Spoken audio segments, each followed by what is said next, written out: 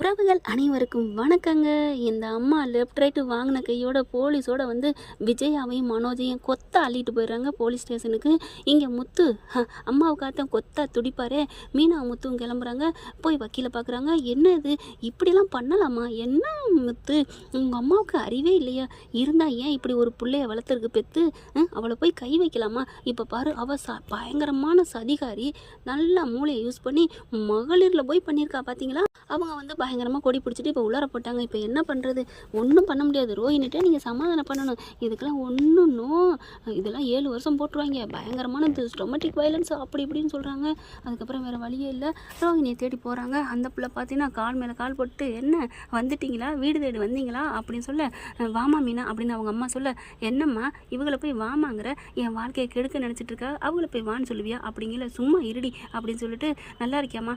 நாங்கள் நல்லா எங்கே இருக்கிறது, அதான் உள்ளார வச்சுட்டாங்களே உங்கள் பொண்ணு அப்படிங்கிறாங்க. இருந்தாலும் என் பொண்ணை இப்படிலாம் அடிக்கலாமா அப்படிங்கிறாங்க.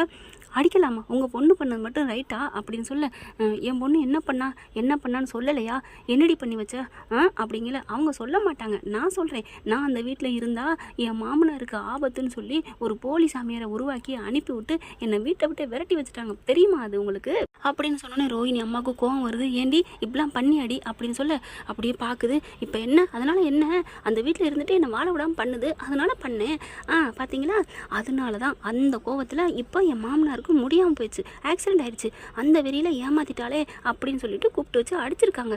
அடித்தது நான் ஒன்றும் சரின்னு நான் சொல்லவே இல்லை, நான் அத்தை பண்ணது தப்புன்னு தான் சொல்கிறேன். அதுக்காண்டி இவங்க பண்ண தப்புனால தானே அவங்க அடிச்சிருக்காங்க.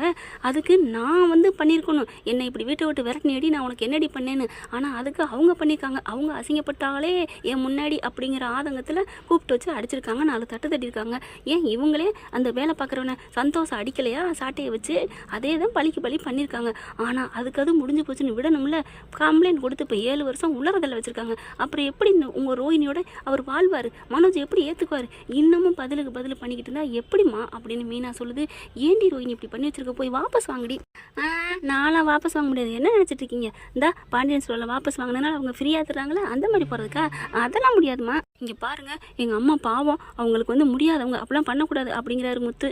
உன்னையே அவங்க மதிக்கிறது இல்லை, அப்புறம் என்ன முத்து அப்படின்னு ரோஹினி சொல்ல, இங்கே பாரு அதெல்லாம் முடியாது, நீ வந்து வாபஸ் வாங்கு அப்படின்னு சொல்ல, சரி நான் வர்றேன் அப்படின்னு சொல்ல, முத்து மீனா என்ன வர்றேங்கிறா ஆச்சரியமாக பார்க்குறாங்க. வர்றேன் என்ன அப்படின்ட்டு போலீஸ் ஸ்டேஷனுக்கு போகிறாங்க.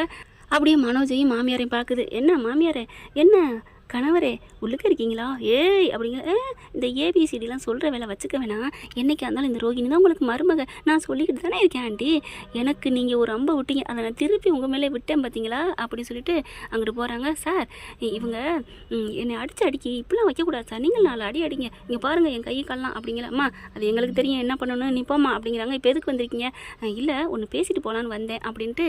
இங்கே பாருங்கள், என்னை ஏற்றுக்கிறேன்னு இதில் நீங்கள் கையெழுத்து போட்டிங்கன்னா உங்கள் அம்மாவை நான் வெளியில் விட்டுருவேன். என்ன சொல்கிறீங்க? நான் கேஸை வாபஸ் வாங்குறேன் அப்படின்னு சொல்ல, அதெல்லாம் முடியாது, நானும் உங்களோட வாழ மாட்டேன். என்ன மனோஜ், உங்கள் அம்மா உயிர் தானே, பாரு உங்கள் அம்மா முடியாதவங்க, இப்படி கொசுக்கடியில் கிடக்கலாமா? 7 வருஷம் தண்டனை கிடைக்கும்.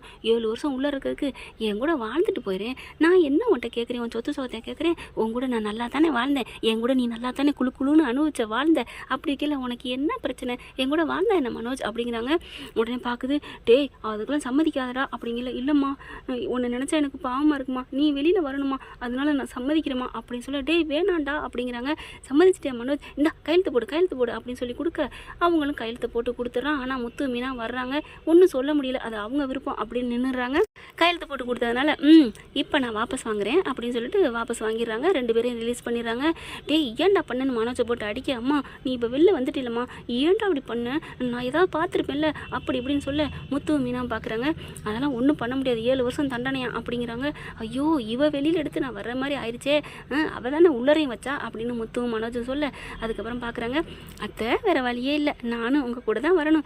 ஏய் அதெல்லாம் முடியாதுடி, நீ கேஸ் நடந்துட்டுருக்குல, அதனால அங்கே கோர்ட்டில் நீ அது முறைப்படி நீ வாங்கிக்கிட்டு வரலாம், இப்போ வரக்கூடாது அப்படின்னு கத்துறாங்க. அத்தை இங்கே தான் நிற்கிறீங்க, நான் இப்போ போய் கேஸ் கொடுக்கட்டா? ஐயோ அப்படிங்கிற. மனோஜ் வந்து, அம்மா அதெல்லாம் வேணாம்மா, நீ எதுவும் பேசாதம்மா வாமா அப்படின்னு சொல்லிட்டு போக, எல்லாரும் வண்டியில் ஏறிட்டு கிளம்புதுங்க. பார்த்தா வண்டியை விட்டு இறங்கி போகிறாங்க. ரோகிணியும் பின்னாடியே வருது. ஏய் எங்கடி வர, என்னத்த நான் தான் சொன்னேனே, நீங்கள் தான் கையெழுத்து போட்டு கொடுத்துட்டீங்களே டைவர்ஸுக்கு சம்மதம் இல்லைன்னு, அப்புறம் என்ன? ஏய் கோர்ட்டு மூலமாக வாங்கிட்டு வாடி. அத்தை அதெல்லாம் தேவையில்லை வக்கீலை வச்சு நான் அதை முடிச்சுக்குவேன். என்னைக்கு இருந்தாலும் நான் தான் ஆண்டி இவங்க அத்தை சொல்ல மாட்டாங்க, ஆண்டி நான் தான் ஆண்டி உங்களுக்கு மருமக, போங்க போங்க அப்படின்னு சொல்லி உள்ளார அனுப்ப அண்ணாமலை பார்க்குறாரு. அப்படியே செம்ம காண்டாகிறாரு. அங்கிள் என்ன அங்கிள் பார்க்குறீங்க? ஆண்டியை வெளியில் எடுத்தது நான் தான், உள்ளார கொண்டு வச்சது நீ தான் அப்படின்னு மீனா சொல்ல, ஐயோ மீனா அறிவா பேசுகிறான்னு நினப்பா, போய் ஆரத்தி கடிச்சு எடுத்துட்டு வா போ. ஏய் என் உயிரை போனாலும் சரி அதை நான் பண்ண மாட்டேன்டி. சரி நீ பண்ண வேணாம் போ, எனக்கு நீ ஒரு பொருட்டே இல்லை, ஆண்டி போய் எடுத்துகிட்டு வாங்க அப்படின்னு சொல்ல, என்ன அப்படிங்கல, என்னன்னா மனோஜ் இப்போ போய் கம்ப்ளைண்ட் கொடுக்கட்டா? ஐயோ அதெல்லாம் வேணாம் அம்மா, போம்மா உள்ளார போனால் என்னால் முடியாதும்மா, கொசுக்கடி தாங்க முடியாது, போம்மா. ஆடாடே மனோஜ், அம்மா கொசுக்கடி தாங்காதுன்னு சொல்லி நீ வாபஸ் வாங்கலையா? நீ கையெழுத்து போடலையா? உனக்கு கொசுக்கடி தாங்க முடியாது, அதான் நான் நினச்சேன். என்னடா அம்மா மேலே இவ்வளோ பாசமாக இவனுக்கு புதுசாக திடீர்னு வந்துருச்சேன்னு பார்த்தியா மீனா? சும்மா இருங்க அப்படிங்கிறாங்க. விஜய் என்ன பண்ணுது, வேறு வழியெல்லாம் போயிட்டு ஆரத்தி எடுத்துகிட்டு வருது. என் தலை எழுத்து, நேற்று அவளுக்கு எடுத்தேன், இன்னைக்கு உனக்கு எடுக்கிறேன், வேண்டாத விளங்காதவர்களுக்காக நான் எடுக்க வேண்டியதாக இருக்குது அப்படின்னு சொல்ல, உடனே முத்துக்கு கோவம் வருது. அம்மா பார்த்து பேசுங்க, என்ன நினச்சிட்டு இருக்கீங்க அப்படிங்கிற. ரோஹிணி என்ன பண்ணுது, என்ன மனோஜ் பார்த்தியா அவங்க பொண்டாட்டி சொன்னோன்னா அவங்க எப்படி பாரு கோவம் வருது, உனக்கு ஏன் மனோஜ் கோவமே வரல? அதுக்கு உண்மையாக நடந்துக்கணும், அவள் புருஷனுக்கு உண்மையாக நடந்துக்கிறா, ஆனால் நீ அப்படி இல்லையே, அப்படிலாம் சொல்லக்கூடாது மனோஜ், நான் உனக்கு மட்டும்தான் உண்மையாக இருக்கேன், உனக்கா நான் என்ன வேணாலும் பண்ணுவேன், ஏன் மனோஜ் என்னை ஏற்றுக்கோ அப்படின்னு உரசிக்கிட்டு போக, அச்சே தள்ளு அப்படிங்கிறாங்க. பரவாயில்ல மனோஜ், நீ என்ன சொன்னாலும் சரி, நான் இனிமேல் இந்த வீட்டுக்குள்ள வந்துட்டேல, அப்புறம் தானே இருக்குது கச்சேரி, முதல்ல ஆத்தாளுக்கு வைக்கிறேன்டா அப்படின்னு சொல்லிட்டு ரூமுக்குள்ளே போகிறாங்க. ஆராத்தி அப்படி தட்டி அப்படி ஆராத்தி எடுத்து என் தலையெழுத்துன்னு போகுது விஜயா. முத்து மீனா பார்க்குறாங்க, மனோஜை பார்க்குறாங்க, என்னடா நடக்குது, நான் என்னடா முத்து பண்ணுவேன், எனக்கு ஒன்றும் புரியலையே அப்படின்னு ரூமுக்குள்ளே போயில நில்லு அப்படின்னு சொல்லி மறிக்கிறாரு முத்து. என்ன இது எங்கள் ரூம்பு, உங்கள் ரூம்பா? என்ன மனோஜ் நான் இல்லைன்னா உனக்கு ரூம்பு போச்சு பார்த்தியா? ஐயோ இது தாண்டா உனக்கு, என்னோட இருந்தால் எப்படி இருந்திருக்கும், ஏசி ரூம் கிடச்சிருக்கும்ல, பரவாயில்ல போடி அப்படின்னு சொல்கிறாரு மனோஜ்.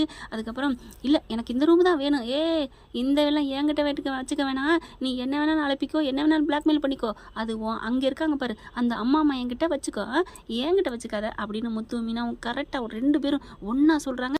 சரி இப்போதைக்கு உங்கள் பிரச்சனை எனக்கு தேவையில்லை அப்படின்னு சொல்லிட்டு, அப்போ நம்ம எங்கே மனோஜ் படுக்கிறது, இந்த கட்டில் தான் அப்படிங்கல விஜயா பார்க்குது. என்னடா இல்லைம்மா நான் படுக்கிறது இங்கே தானே, அதான் சொன்னேன், நீ இங்கே படுத்து தொலை, இங்கே பாடுறா மனோஜ், நீ இனிமேல் என் கூட வந்து படுத்துக்கடா வாடா அப்படின்னு சொல்லி இழுத்துட்டு போகுது ரூமுக்குள்ளே. போங்க எத்தனை நாளைக்கு மனோஜ் நீ ரூமுக்குள்ளே படுக்க போகிற, என்னைக்கு இருந்தாலும் சரி எப்போ இருந்தாலும் சரி இந்த ரோஹிணியோட அழகில் மயங்கி நீ என்கிட்ட வருவடா அப்படின்னு சவால் விட்டுட்டு அந்த கட்டில் போய் உட்காருது. எது எப்படியோங்க இப்போ ரோஹிணி வீதிக்கு வந்தாலும் வெளியில் படுத்து கிடக்கு ஹாலில். முத்து மீனா உள்ளுக்க இருக்காங்க. இப்படி போனால் நல்லா இருக்குமா? பார்க்கலாம். இனிமேல் ரோஹிணியோட ஆட்டத்தை விஜயாவுக்கு வச்சு செஞ்சால் நல்லா தானே இருக்கும். இந்த பதிவு உங்களுக்கு பிடிச்சிருந்துச்சுன்னா உங்கள் பொண்ணான கையில் ஒரு லைக்கை போட்டு சப்ஸ்கிரைப் பண்ணிடுங்க. Thank you friends. இந்த வீடியோ உங்களுக்கு பிடிச்சிருந்தா தயவு செய்து லைக் பண்ணுங்க. இன்னும் அப்டேட்ஸ்க்காக சேனலை சப்ஸ்கிரைப் பண்ண மறக்காதீங்க. நம்ம கிட்ட இருக்க எல்லா சேனல்ஸோட லேட்டஸ்ட் வீடியோ அப்டேட்ஸ்க்காக மேல ரைட் சைட்ல காட்டுற லிங்கை கிளிக் பண்ணி வாட்ஸ்அப் குரூப்ல ஜாயின் பண்ணுங்க. உங்களிடம் விடைபெறுவது நான் உங்கள் மெஹர்.